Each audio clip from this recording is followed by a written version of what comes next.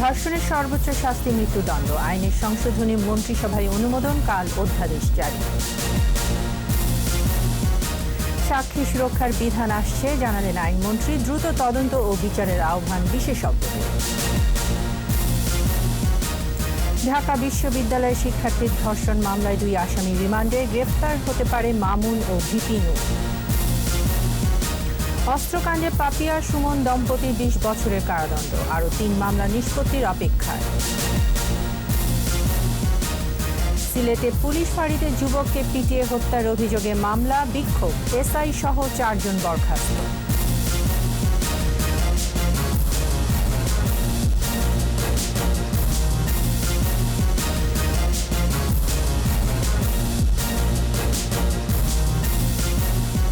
শুনছিলেন first security ইসলামী bank limited সংবাদ শিরোনাম। আমন্ত্রণ জানাচ্ছি সন্ধ্যা 7টার 21 সংবাদের সাথে আছি আমি তাইজিন রহমান। দর্শক, 21 টেলিভিশনের সংবাদ একই সাথে সরাসরি দেখতে পাবেন আমাদের ফেসবুক পেজ www.facebook.com/2124 অনলাইনে। এছাড়া সংবাদে আরও থাকছে: 14 অক্টোবর থেকে 22 দিন ইলিশ সহ সব ধরনের মাছ ধরার নিষেধাজ্ঞা, পরিবহন বিপণন বন্ধ।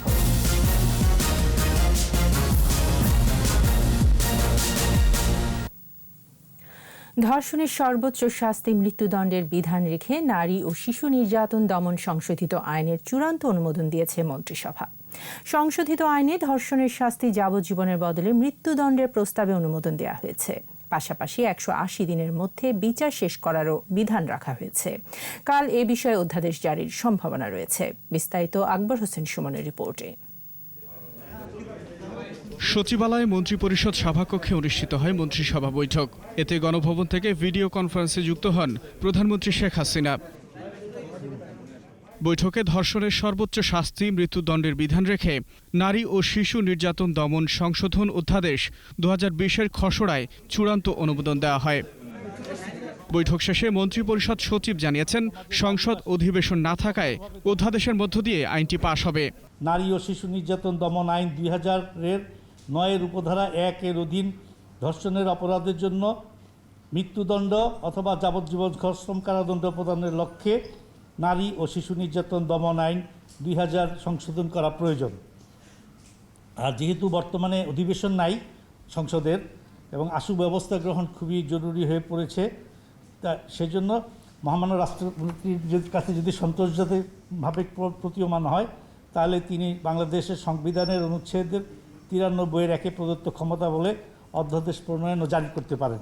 অধ্যাদেশে ধর্ষণের শাস্তি যাবজ্জীবন সশ্রম কারাদণ্ড শব্দের স্থলে মৃত্যুদণ্ড বা যাবজ্জীবন সশ্রম কারাদণ্ড শব্দ প্রতিস্থাপিত হয়েছে। Definitely it will create a positive impact in the mind of the general পিপুল, এবং যারা ক্রাইমটা করবে তারা অন্তত 2 বার চিন্তা করবে যে এটা তো মৃত্যুদণ্ড আছে, আমার এখন তার যাবজ্জীবন কারাদণ্ড না। সুতরাং মৃত্যুদণ্ডটা 180 দিন তো is not that big time. বিচার কার্য 180 দিনের মধ্যে শেষ করারও বিধান রাখা হয়েছে অনুমোদিত সংশোধিত অধ্যাদেশে।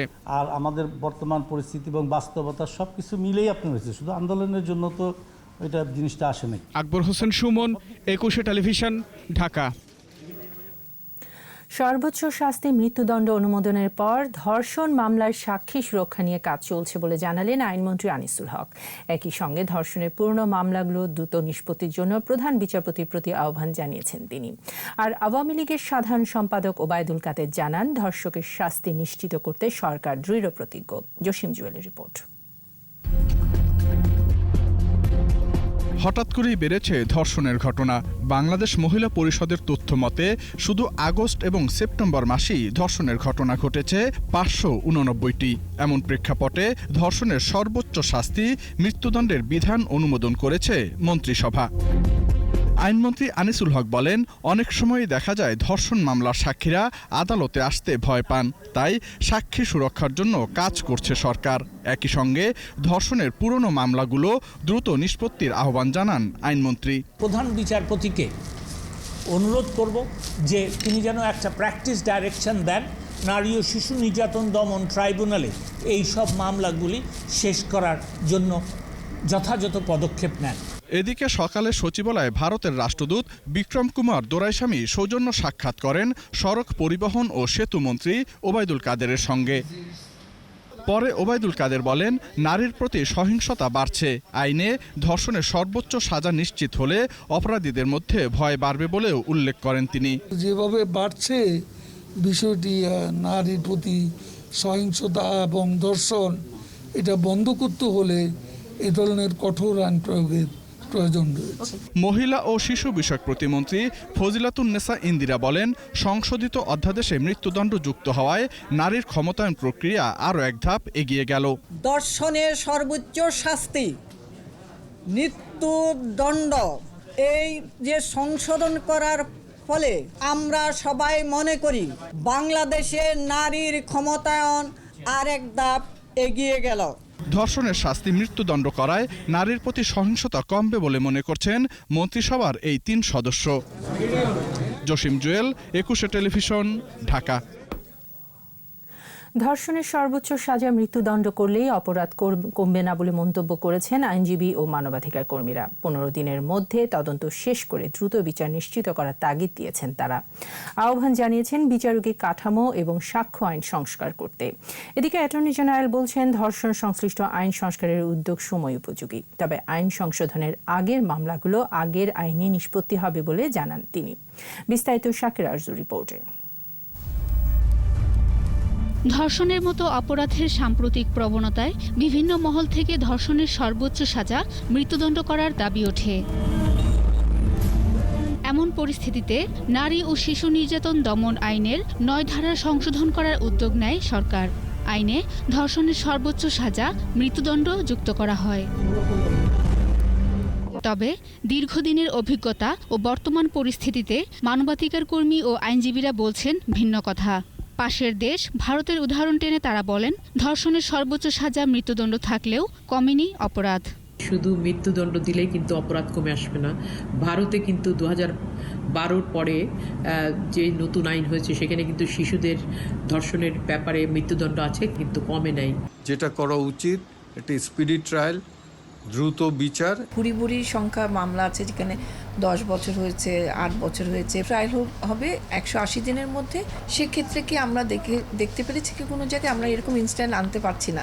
আইন বিশেষজ্ঞরা বলছেন, 1872 সালের সাক্ষ্য আইন সংস্কার ভুক্তভোগী ও সাক্ষীদের নিরাপত্তা সংশ্লিষ্ট বিধিবিধান ও সংশোধন করতে হবে, তবেই ন্যায় বিচার পাবে ভুক্তভোগীরা। পুরনো 150 বছরের পুরনো সাক্ষ্য আইন, দণ্ডবিধির সেই আইনকে নিয়ে কাজ করা হয়, সেই জিনিসগুলোর পরিবর্তনের প্রয়োজন। সাক্ষীর এবং যিনি ধর্ষিতা হয়েছেন তার কিন্তু কোনো প্রোটেকশন নাই। আমাদের অন্যান্য দেশে দেখা যায় যে উইটনেস অ্যান্ড ভিকটিম প্রোটেকশন আইন আছে, আমাদের দেশে এটা কিন্তু করেনি। আইনের এই সংশোধন গুরুত্বপূর্ণ ও সময় উপযোগী বলে উল্লেখ করেছেন রাষ্ট্রের সর্বোচ্চ আইন কর্মকর্তা। তিনি জানান, আগের মামলাগুলো সংশোধিত আইনের বাইরেই থাকবে। যখন থেকে যে আইন বলবৎ করা হবে তখন থেকে এটা কার্যকর হবে, যদি না সংসদ এটাকে পূর্ব থেকে কার্যকর করার বিধান করে। সর্বোচ্চ শাস্তি মৃত্যুদণ্ড হওয়ার ফলে মিথ্যা মামলা বাড়বে কিনা এমন প্রশ্নের জবাবে অ্যাটর্নি জেনারেল জানান, কোনো মামলা মিথ্যা প্রমাণিত হলে আইন অনুযায়ী 7 বছর পর্যন্ত কারাদণ্ড হতে পারে। শাকিরা আরজু, 21 টেলিভিশন, ঢাকা। ঢাকা বিশ্ববিদ্যালয়ের শিক্ষার্থীর করা ধর্ষণ মামলার 2 আসামি ছাত্র অধিকার পরিষদের যুগ্ম আহ্বায়ক সাইফুল ইসলাম ও সংগঠনটির ঢাকা বিশ্ববিদ্যালয় শাখার সহসভাপতি নাজমুল হুদাকে গ্রেফতার করেছে ঢাকা মহানগর পুলিশের গোয়েন্দা শাখা ডিবি। পরে তাদের 2 দিনের রিমান্ড মঞ্জুর করেন আদালত। বিস্তারিত মিনালা দিবার রিপোর্টে। রাজধানীর লালবাগ থানায় গত 20 সেপ্টেম্বর রাতে ধর্ষণ ও ধর্ষণে সহযোগিতার অভিযোগে মামলা করেন ঢাকা বিশ্ববিদ্যালয়ের এক ছাত্রী। এতে ছাত্র অধিকার পরিষদের আহ্বায়ক হাসান আল মামুনকে প্রধান আসামি করে। সহযোগী হিসেবে ডাকসুর সাবেক ভিপি নুরুল হক নুরু, ঢাবি শাখার সহসভাপতি নাজমুল হুদা, বাংলাদেশ ছাত্র অধিকার পরিষদের যুগ্ম আহ্বায়ক নাজমুল হাসান সোহাগ, যুগ্ম আহ্বায়ক মোহাম্মদ সাইফুল ইসলাম এবং ঢাবি শিক্ষার্থী আবদুল্লাহিল বাকি সহ 6 জনকে আসামি করা হয়। পরে ওই ঘটনায় কোতোয়ালি থানায় আরও একটি মামলা করেন ওই ছাত্রী। ধর্ষণ মামলার আসামি নাজমুল হুদা ও সাইফুল ইসলামকে গতকাল রাজধানী থেকে গ্রেপ্তার করে ঢাকা মহানগর পুলিশের গোয়েন্দা শাখা। ডিসি মিডিয়া ওয়ালিদ হাসান জানান, আদালত আসামিদের 2 দিনের রিমান্ড মঞ্জুর করেছে। তাদেরকে 7 দিনের রিমান্ডের জন্য আবেদন করা হয় আদালতে।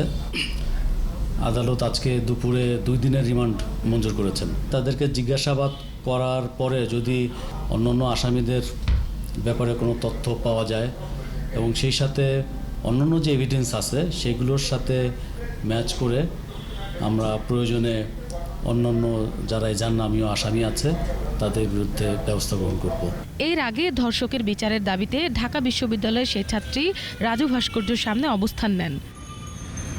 ধর্ষক এবং ধর্ষণে যারা সহযোগিতা করেছে তাদের গ্রেপ্তার এবং উপযুক্ত বিচারের দাবি করেন ওই ছাত্রী। যে ধর্ষক আর যারা ধর্ষণের সহযোগী পৃষ্ঠপোষক প্রত্যেকেই সমান অপরাধী। প্রত্যেকটা আসামিকে বিচারের আওতায় আনতে দ্রুত গ্রেফতার করে যে অপরাধী সে শাস্তি তো পাবে, তাকে শাস্তি পেতে হবে। মিনালা দিবা, 21 টেলিভিশন, ঢাকা। অস্ত্র নিয়ন্ত্রণ আইনের মামলায় নরসিংদী জেলা যুব মহিলা লীগের বহিষ্কৃত সাধারণ সম্পাদক শামীমানুর পাপিয়া ও তার স্বামী সুমনকে 20 বছর করে কারাদণ্ড দিয়েছেন আদালত। সোমবার ঢাকা মহানগর 1 নম্বর স্পেশাল ট্রাইব্যুনালের বিচারক KM ইমরুল কায়েস এই রায় দেন। রায়ে আদালত বলেছেন, আসামিরা রাজনীতির সঙ্গে জড়িত থাকলেও তাদের সজ্জন রাজনৈতিক নেতা বলা যায় না। বিস্তারিত জানাচ্ছেন দীপু সারওয়ার। যুব মহিলা লীগের বহিষ্কৃত নেত্রী পাপিয়া ও তার স্বামী সুমন চৌধুরীর বিরুদ্ধে অস্ত্র নিয়ন্ত্রণ আইনে মামলা হয় গত 24 ফেব্রুয়ারি। 23 আগস্ট পাপিয়া ও তার স্বামীর বিরুদ্ধে মামলার অভিযোগ গঠন করেন আদালত।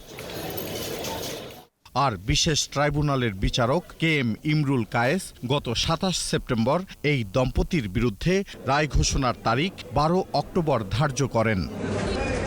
রায় ঘোষণা উপলক্ষে সোমবার বেলা 12টার দিকে ঢাকা কেন্দ্রীয় কারাগার থেকে পাপিয়া ও তার স্বামীকে আদালতে নেওয়া হয়। দুপুর 2টার দিকে রায় ঘোষণা করেন আদালত। সুষ্ঠু রাজনীতি যারা করে তাদের বাড়িতে অনৈতিকভাবে 58,31,000 টাকা যে পাওয়া গেছে এবং অবৈধ অস্ত্র তাদের কাছ থেকে পাওয়া গেছে, রাষ্ট্রের বিরুদ্ধে তারা অবস্থান নিয়েছে। এই মামলার সর্বোচ্চ শাস্তি হচ্ছে যাবজ্জীবন কারাদণ্ড। কিন্তু যেহেতু তারা হাজব্যান্ড এবং ওয়াইফ তারা একই পরিবারের, এই জন্য আদালত সেটা অনুকম্পা করেছেন, তাদেরকে যাবজ্জীবন না দিয়ে 20 বছর এবং 7 বছরের মোট 27 বছরের কারাদণ্ড দেওয়া হয়েছে। প্রথম থেকে শেষ পর্যন্ত টোটাল মামলাটা হলো সাজানো এবং ত্রুটিপূর্ণ, সম্পূর্ণ মামলা ত্রুটিপূর্ণ। এক দিনের জন্য যেটা সাজা হতে পারে না সেটাকে অলরেডি 20 বছরের সাজা এবং বুলেটের জন্য আরও 7 বছর দেওয়া হয়েছে। অস্ত্র আইনের 19-এর এ ধারায় অবৈধভাবে অস্ত্র রাখার দায়ে পাপিয়া ও সুমনকে 20 বছরের সশ্রম কারাদণ্ড দেন আদালত। আর 19-এর F ধারায় অবৈধভাবে গুলি রাখার দায়ে দেয়া হয় 7 বছরের কারাদণ্ড। 2 ধারায় সাজা একসঙ্গে কার্যকর হবে বলে এই দম্পতিকে মোট 20 বছরের সাজা খাটতে হবে।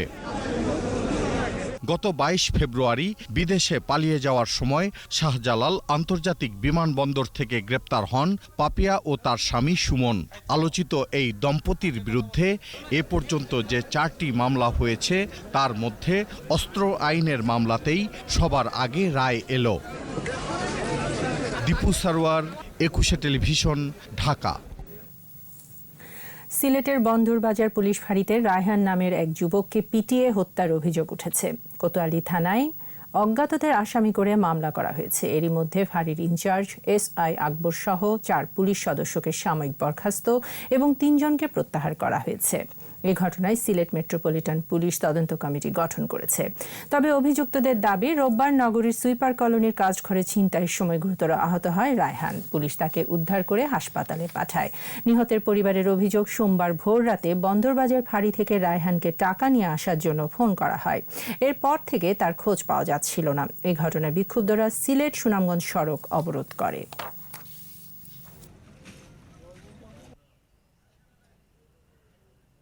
সাইটটা 20 মিনিটও ফোনটা আইছে, আমি রিসিভ করছি।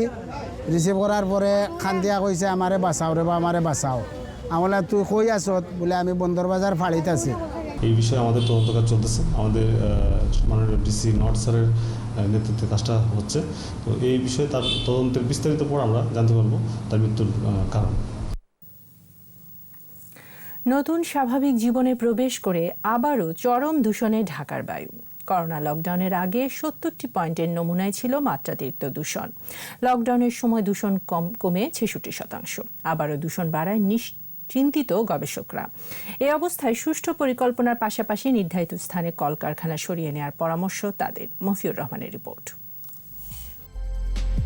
করোনা মহামারী শুরুর আগে বিশ্বের সবচেয়ে দূষিত শহরের তালিকায় ঢাকার অবস্থান ছিল শীর্ষ 5-এ, বেশিরভাগ সময় প্রথম ও দ্বিতীয় স্থানে। শুধু বায়ুই নয়, অন্যান্য দূষণের তালিকায় বিশ্বে বাংলাদেশের অবস্থান দ্বিতীয়। বায়ু মানসূচক বিবেচনায় 2020 সালের 7 এপ্রিল থেকে 16 মে পর্যন্ত ঢাকার বায়ু 3 থেকে 4% সময় ভালো ছিল। মহামারী শুরুর পর লকডাউনের সময় পাল্টে যায় রাজধানীর চেহারা। সবুজ পাতায় নির্মল বাতাসে প্রাণ ফিরে পায় ঢাকা। নতুন স্বাভাবিক জীবনযাত্রায় আবারও আগের অবস্থায় ফিরছে ঢাকা। মূলত অপরিকল্পিত নগরায়ন, যানবাহন ও কারখানা কালো ধোঁয়া থেকেই অতিমাত্রায় বায়ু দূষণ। করোনার যখন রেস্ট্রিকশন আস্তে আস্তে উঠে যেতে শুরু করলো, তখন আমরা লক্ষ্য করি যে বায়ুর মান আবার আস্তে আস্তে খারাপ হতে শুরু করলো। এয়ার কোয়ালিটি ইন্ডেক্সেও আমরা আবার কয়েকদিনে আমরা 200 ক্রস করেছি। তাতে দেখা যাচ্ছে যে আমাদের বায়ুমান আবার খারাপ হতে শুরু করেছে। এই অবস্থায় রাজধানী থেকে কলকারখানা সরানোর পাশাপাশি বিজ্ঞানসম্মত বর্জ্য ব্যবস্থাপনার তাগিদ বিশেষজ্ঞদের। ফ্যাক্টরি থেকে যে ধরনের দূষণ বের হবে, সে দূষণগুলো মিনিমাইজ করার ব্যবস্থা থাকতে হবে। এটা যদি পানি হয়, সেটা যদি অন্য কোনো সলিড ম্যাটার হয়, অথবা সেটা যদি কালো ধোঁয়া হয়, যেটাই হোক না কেন, পলিউটার্স পে মডেল, অর্থাৎ আপনি পলিউশন করলে পলিউশনের মাত্রা অনুযায়ী আপনাকে ফাইন দিতে হবে।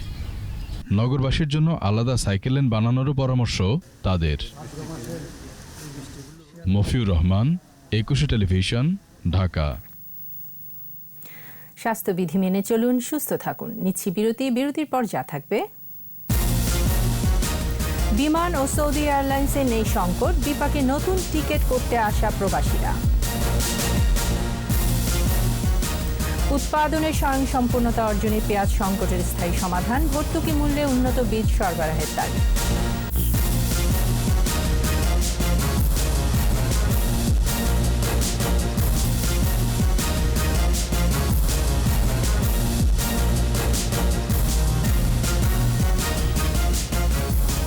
আবারও আমন্ত্রণ সন্ধ্যা 7:21 সংবাদে। মানবাধিকার কমিশনের চেয়ারম্যান নাসিমা বেগমের রেণু থেকে বঙ্গমাতা বইয়ের মোড়ক উন্মোচন করেছেন প্রধানমন্ত্রী শেখ হাসিনা। গণভবনে এক অনাড়ম্বর অনুষ্ঠানে গবেষণাধর্মী এই বইটির মোড়ক উন্মোচন করা হয়।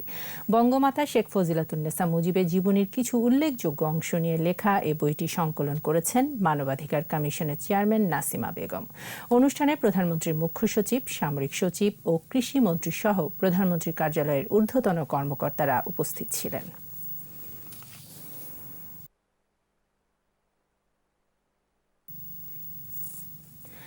নারীর প্রতি সহিংসতা ও নিপীড়নের বিরুদ্ধে শাহবাগে অনুষ্ঠিত হয়েছে সাংস্কৃতিক সমাবেশ। সমাবেশে বিভিন্ন সামাজিক সাংস্কৃতিক সংগঠন অংশ নেয়। সামাজিক, রাষ্ট্রিক সকল পরিসরে পুরুষতন্ত্রকে বিলোপের 9 দফা দাবিতে সামাজিক আন্দোলন জারির প্রতিশ্রুতি প্রতিধ্বনিত হয় শাহবাগের সমাবেশ থেকে। ধর্ষণের মামলায় সাক্ষ্য আইনের 155 ধারা সংস্কারের এবং ভুক্তভোগীকে বিচারের হয়রানি না করার উপর গুরুত্ব আরোপ করেন আন্দোলনকারীরা। এ সময় অনুষ্ঠানে ধর্ষণের বিরুদ্ধে গণসঙ্গীত ও কবিতা পরিবেশন করা হয়। আমরা চাই যে রাজনৈতিক মদদ এবং বিচারহীনতা যে সংস্কৃতি গড়ে উঠেছে, এটার মধ্য দিয়ে এই ব্যাপারটার একটা সমাধানে আসতে। নারীদের কোনো স্বাধীনতা নাই, কোনো নিরাপত্তা নাই, শিশুদেরও নাই। সেই জন্য তাদের প্রতিবাদ করার জন্য, প্রতিবাদ জানানোর জন্য আসছি। অবিলম্বে এই 9 দফার বাস্তবায়ন করতে হবে এবং শিক্ষা ক্ষেত্রে, সংস্কৃতির ক্ষেত্রে, সমাজ মনস্কতার ক্ষেত্রে যে দমন পীড়ন, যে ধর্ষকামী আজকে সৃষ্টি হয়েছে, তার অবসানের জন্য বাস্তবসম্মত প্রয়োগ সিদ্ধান্ত গ্রহণ করতে হবে। 24 ঘন্টায় কোভিড-19-এ আরও 31 জনের মৃত্যু হয়েছে। মৃতের সংখ্যা বেড়ে 5555। এ পর্যন্ত সবচেয়ে মৃত্যু ঢাকা বিভাগে 2829 জন।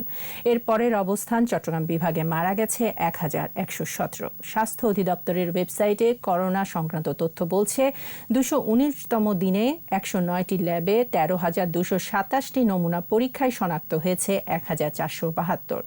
শনাক্তের সংখ্যা বেড়ে 3,79,738, নতুন 1,531 জন সহ সুস্থ হয়েছে 2,94,391 জন। সবচেয়ে বেশি মৃত্যু 60 ব্যক্তিদের, যার সংখ্যা 2,858 জন। 51 থেকে 60 বছর বয়সীদের মধ্যে মারা গেছেন 1,489 জন। ঢাকা উত্তর সিটি কর্পোরেশনের মেয়র আতিকুল ইসলাম এবং তার স্ত্রী ডাক্তার শায়লা শাগুফতা ইসলাম করোনায় আক্রান্ত হয়েছেন। রোববার সকালে কোভিড টেস্টের জন্য নমুনা দেওয়ার পর রাতেই ফল পান তারা। এ ধাক্কায় সিটি কর্পোরেশনের প্রধান নির্বাহী সহ বেশ কয়েকজন কর্মকর্তা করোনায় আক্রান্ত হন। মাহবুব হাসানের রিপোর্ট। করোনা সংকট শুরুর পর থেকে মাঠে সক্রিয় ঢাকা উত্তর সিটি কর্পোরেশনের মেয়র আতিকুল ইসলাম। করোনার কারণে কষ্টে থাকা পরিবারগুলোর পাশে দাঁড়িয়েছিলেন মেয়র আতিকুল ইসলাম। করোনার মধ্যেই মাত্র 21 দিনে রাজধানীর আশকোনা হজ ক্যাম্প থেকে বনরূপা হাউজিং পর্যন্ত প্রায় 2 কিলোমিটার খালের খনন কাজ শেষ করেন। এলাকাবাসীকে জলবদ্ধতা থেকে মুক্ত করতেই এমন উদ্যোগ নিয়েছিলেন মেয়র। তারপর একে একে বেশ কয়েকটি খালও দখলমুক্ত করেন তিনি। করোনা থেকে সুরক্ষায় নগরবাসীকেও করেছিলেন সতর্ক। সবাইকে নিয়ে চলতে যদি পারি আমরা, তাহলে এই দেশ বাঁচবে, এই সমাজ বাঁচবে। এবং বিশেষ করে অনুরোধ করব, সামাজিক দূরত্ব মেনটেন করে আপনারা চলবেন। করোনার মধ্যেই ডেঙ্গুর প্রকোপ থেকে নগরবাসীর সুরক্ষায় মশক নিয়ন্ত্রণে মাঠে নামেন আতিকুল ইসলাম। নিজেই অভিযান পরিচালনা করেন রাজধানীর বিভিন্ন এলাকায়। সিটি কর্পোরেশনকে আর্থিক ক্ষতির হাত থেকে বাঁচাতেও সক্রিয় মেয়র। শুরু করেন হোল্ডিং ট্যাক্স আদায় আর অবৈধ স্থাপনা উচ্ছেদ। এই অভিযানে ভুলেননি ফুটপাত দখলমুক্ত করতে। দায়িত্ব গ্রহণের পর করোনার ধাক্কা একের পর এক সামলে যাচ্ছিলেন তিনি। দীর্ঘ 7 মাস মাঠে সক্রিয় থেকে নিজেই আক্রান্ত হলেন করোনায়। আক্রান্ত তার স্ত্রী ডাক্তার শায়লা শাগুফতা ইসলামও। তাছাড়া ডিএনসিসির প্রধান নির্বাহী কর্মকর্তা মোহাম্মদ সেলিম রেজা, প্রধান সম্পত্তি কর্মকর্তা মোহাম্মদ মোজাম্মেল হক, মেয়রের এপিএস রিশাদ মুর্শেদ সহ আরও কয়েকজন কর্মকর্তাও করোনায় আক্রান্ত হয়েছেন। রাস্তা ঠিক করব। মাহমুদ হাসান, 21 টেলিভিশন, ঢাকা। বাংলাদেশ বিমান ও সৌদি এয়ারলাইন্সের রিটার্ন টিকিটধারীরা টোকেন নিয়ে টিকিট রি-ইস্যু করলেও বিপাকে আছেন অন্য এয়ারলাইন্সের যাত্রীরা। নতুন টিকিটের দাম 1 লাখ থেকে 1,20,000 টাকা। ফলে বিপাকে পড়েছেন নতুন টিকিট করতে আসা প্রবাসীরা। আগের মতো জটিলতা কিংবা ভিড় নেই বাংলাদেশ বিমান ও সৌদি এয়ারলাইন্সের সামনে। লাইনে দাঁড়িয়ে টোকেন বা টিকিট সংগ্রহ করছেন সবাই। অগ্রাধিকার ভিত্তিতে প্রবেশ করতে পারছেন নারী প্রবাসীরা। ঝামেলা কমায় স্বস্তি প্রকাশ করেছেন সবাই।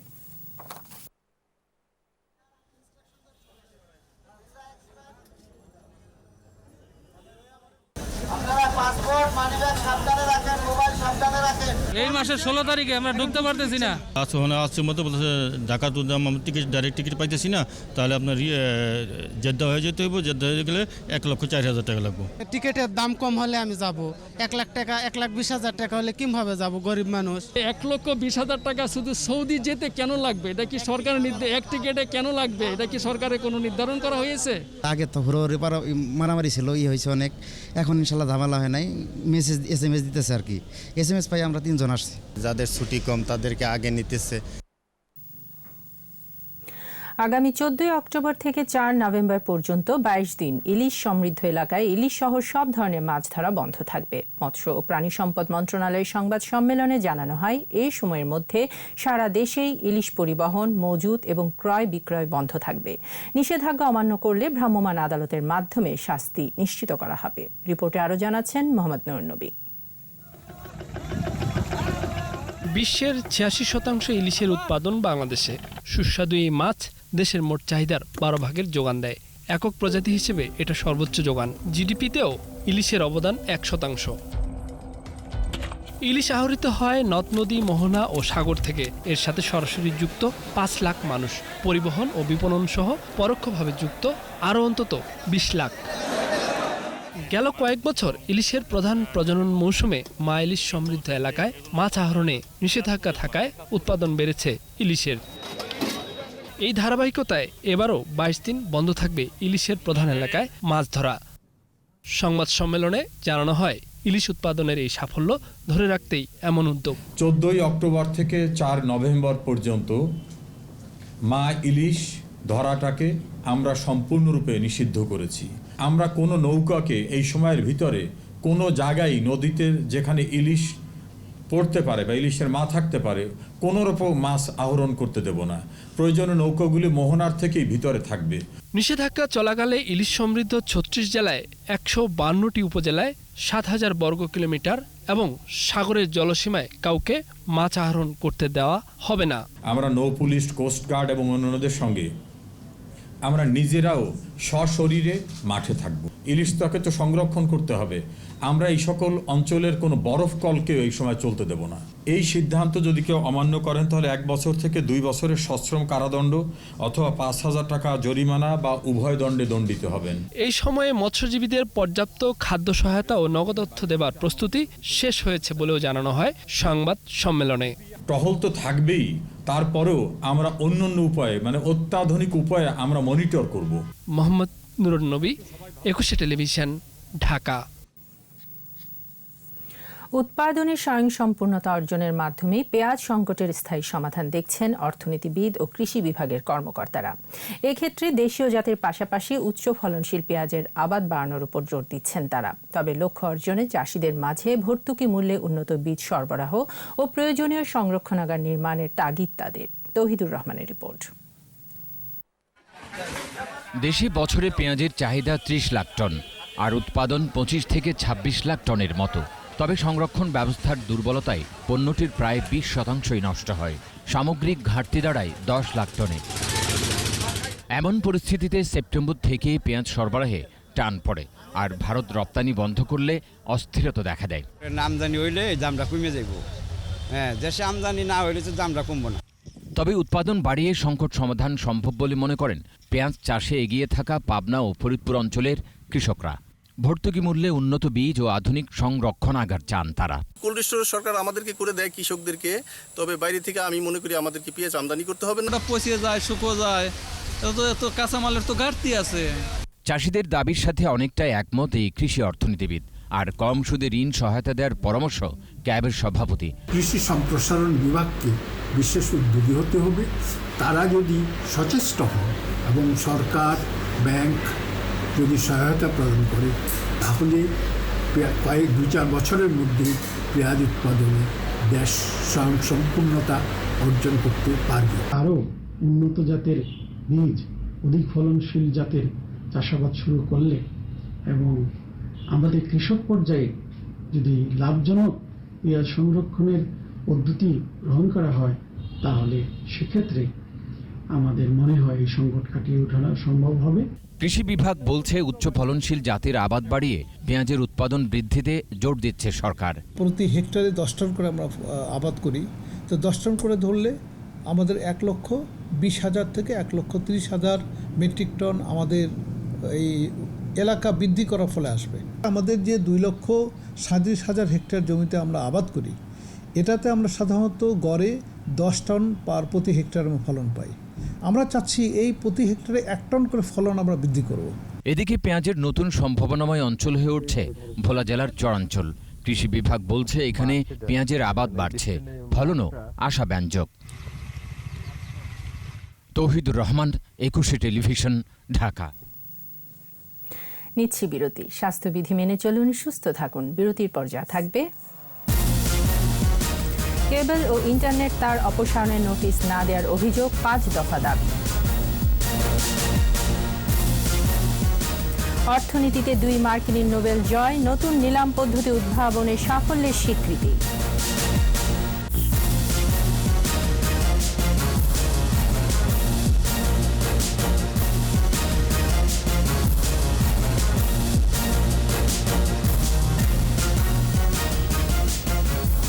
আবারও আমন্ত্রণ সন্ধ্যা 7টার 21 সংবাদে। আগামী 17 অক্টোবরের মধ্যে বিনা নোটিশে ইন্টারনেট ও কেবল টিভি নেটওয়ার্কের তার অপসারণ সমস্যার সমাধান না হলে আগামী রোববার থেকে দেশ জুড়ে ইন্টারনেট বন্ধ রাখার হুঁশিয়ারি দিয়েছে আইএসপিএবি ও কোয়াব। দুপুরে জাতীয় প্রেস ক্লাবে আয়োজিত সংবাদ সম্মেলনে আইএসপিএবি সভাপতি আমিনুল হাকিম 5 দফা দাবি জানান। এতে বলা হয়, লাস্ট মাইল কেবলের স্থায়ী সমাধান না হওয়া পর্যন্ত ঝুলন্ত তার অপসারণ করা যাবে না। এছাড়া বাসাবাড়ি, অফিস ও ব্যাংক সহ সব পর্যায়ে ইন্টারনেট ডাটা কানেক্টিভিটি এবং কেবল টিভি সংযোগ সেবার মূল্য নির্ধারণ করার দাবিও জানানো হয়।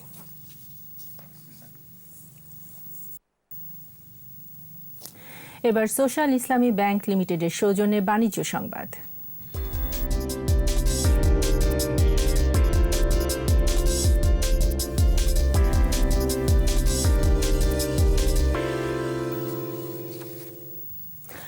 দরপতন অব্যাহত রয়েছে দেশের পুঁজিবাজারে, কমছে লেনদেনের পরিমাণও। সোমবার ডিএসসিতে লেনদেন হওয়া ৩৫৪টি প্রতিষ্ঠানের মধ্যে দর বেড়েছে মাত্র ৫৬টির, কমেছে ২৩৮টির, আর অপরিবর্তিত ছিল ৬০টির দর। ডিএসসির প্রধান সূচক ডিএসসি এক্স ৪৮ পয়েন্ট কমে নেমে আসে ৪,৮০৯ পয়েন্টে। দিন শেষে ডিএসসিতে লেনদেনের পরিমাণ দাঁড়ায় ৬৯৪ কোটি ৪৯ লাখ টাকা। সূচক কমেছে সিএসসিতেও। সিএসসিতে লেনদেন হওয়া ২৭১টি প্রতিষ্ঠানের মধ্যে দর বেড়েছে ৪৮টির, কমেছে ১৮৪টির, আর বদলায়নি ৩৯টির দর। আর সিএসসিতে লেনদেন হয়েছে ২৬ কোটি ৪ লাখ টাকার শেয়ার ও মিউচুয়াল ফান্ড। এবারে খেলার খবর।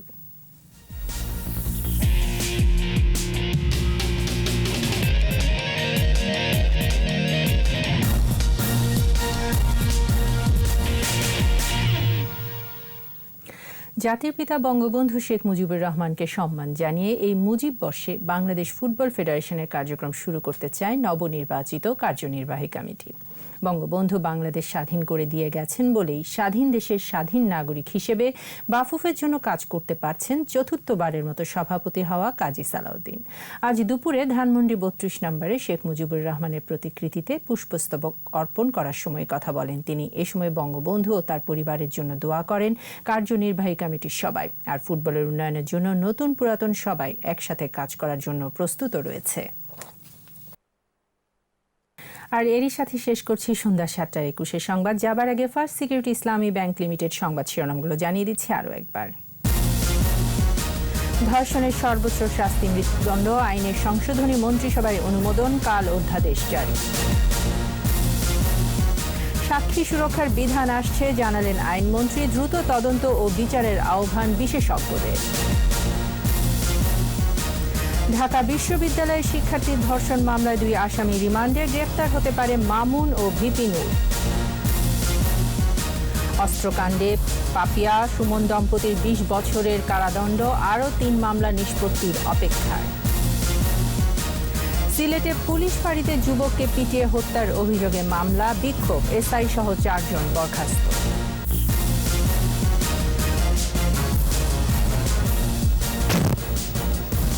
সর্বশেষ খবর জানতে ডায়াল করুন 2021 নম্বরে, আর ভিজিট করুন 21-tv.com এই ওয়েবসাইটে। এছাড়া ফেসবুকে লগ ইন করতে পারেন facebook.com/2124 অনলাইনে। পরের সংবাদ রাত 9টায় দেখার আমন্ত্রণ রইল। স্বাস্থ্যবিধি মেনে চলুন, সুস্থ থাকুন।